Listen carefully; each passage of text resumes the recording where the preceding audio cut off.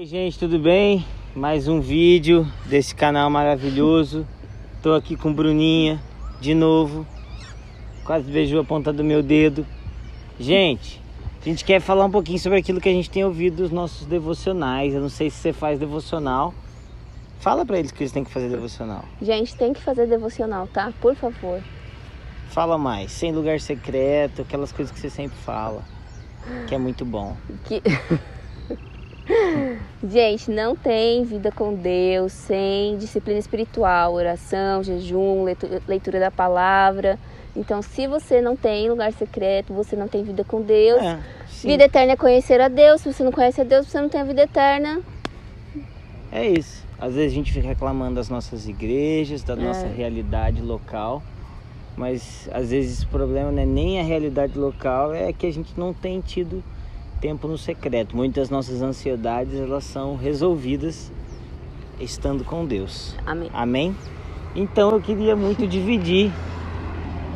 Tá aqui, ó, acho que vai dar tudo certo. Esse barulho vai dar tudo certo. Ó, o pessoal vai sair aí, eles são bonitinhos, acho que vai dar tudo certo também. A gente queria muito dividir com vocês aquilo que a gente tem aprendido nesse tempo, que a gente tem ouvido de Deus. Eu particularmente tenho meditado muito em Mateus 5, né, no Sermão do Monte, a respeito das bem-aventuranças e em específico a primeira, que é bem-aventurados os pobres, os humildes de espírito, né? Que se você for estudando esse humildes, ele dá um entendimento muito de pobreza mesmo. O Tozer, no Experimentando a Deus, que é um livro dele, ele fala que é como se o cristão fosse chamado para ser alguém em situação de rua, né? Como se a gente não esperasse nada. É basicamente isso. A gente cuida de tudo, mas a gente não é dono de nada, a gente não é ninguém. E isso tem me tocado muito, porque é a primeira bem-aventurança. Eu acredito que não existe não foi por acaso, né? E esse reino dos céus, reino de Deus que Jesus fala ali em Mateus 5, é um reino que já acontece nos céus realmente, é um reino eterno de Deus, mas também será um reino físico, né, na segunda vinda de Cristo. É como se Jesus tivesse dizendo a legislação, né, como o seu reino funciona e o que o seu reino valoriza.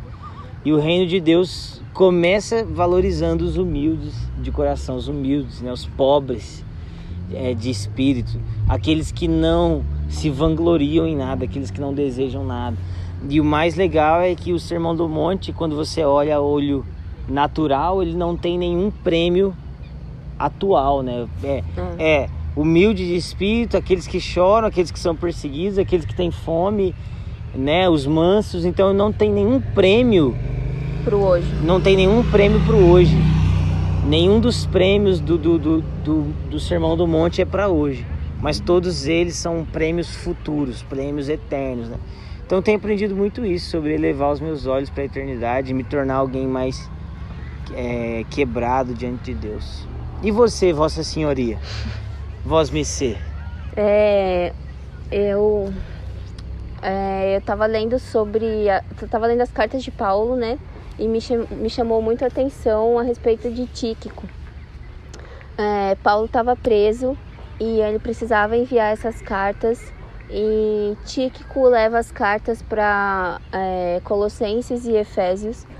E quando a gente fala das cartas, a gente fala das cartas de Paulo. E claro, porque foi Paulo que escreveu, mas Paulo estava preso e Tíquico foi o responsável por entregar essas cartas. Só que quando a gente pensa nisso hoje, né, com a nossa mente globalizada, a gente acha que Tíquico pegou a carta de Paulo, colocou no correio, colocou lá mandou por e-mail. Mandou por e-mail, mandou pelo burro, mandou pelo pombo correio. Mas a verdade é que Tíquico foi a pé, andou vários dias, passou fome, passou frio, sabe? Atravessou mares e desertos para que ele pudesse entregar essas cartas. Então ele pagou um preço por essas cartas. Mas a gente não fala que as cartas são de Tíquico. A gente não faz a conferência do Tíquico. A gente não tem a camiseta do Tíquico. A gente não quer ser como Tíquico. A gente não põe o nome do nosso filho de Tíquico, mas sem Tíquico nós não teríamos as cartas de Paulo. Então a verdade é que muitas vezes queremos ser como Paulo, mas Paulo foi grande diante dos homens e Tíquico não teve reconhecimento diante dos homens, mas ele é chamado de servo fiel e ele tem reconhecimento diante do Senhor. Então, eu acredito que nesse tempo o Senhor esteja convidando a gente a ter um coração humilde, de pagar o preço por uma mensagem que muitas vezes não vai levar o nosso nome, que muitas vezes não vai trazer reconhecimento diante de homens, mas vai fazer com que a gente seja reconhecido diante do Senhor. E isso faz de nós servos fiéis. Então, eu tenho entendido que para esse tempo nós precisamos ser como Tíquico, humildes e fiéis à mensagem. É isso aí. Deixa eu dar tchau fazendo um story. Tchau, gente. Até o próximo vídeo desse canal. Espero que tenha abençoado vocês.